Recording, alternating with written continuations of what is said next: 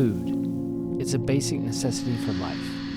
It not only sustains us, but it's at the root of everything we do. Families bond around food. We celebrate with food. We express ourselves and our creativity with food. Yet, for many in our community, food can be hard to come by. Here in Polk County, we see many different faces. Some are single parents who work hard but don't earn enough to cover all the bills due to all the mouths they must feed. Others are seniors who find themselves on a fixed income and must count every penny they spend to make sure they don't run out of groceries before the end of the month. Sometimes the stress is caused by an unexpected illness, tragedy, or unemployment. Since 2014, Community Outreach Ministries has existed to reduce this problem, and at the heart of this work is our food pantry. Open 3 days a week, COM's Food Pantry provides help and hope to over 450 households every month. As a shopper's choice pantry, our neighbors are able to come in, shop for their own groceries, and pick out foods that work for their diets and needs rather than have a stranger tell them what food they have to accept. But food is really only the starting place of the pantry's work.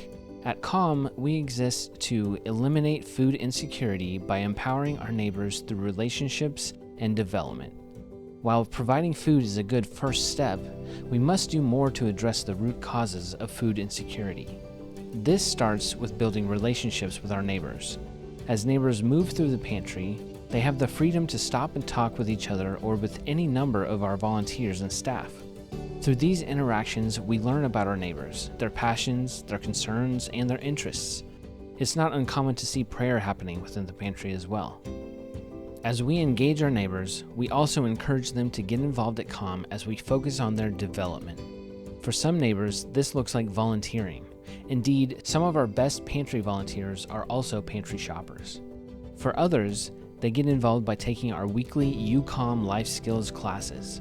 In these classes, they learn and develop skills in areas such as gardening, cooking, social skills, money management, and more.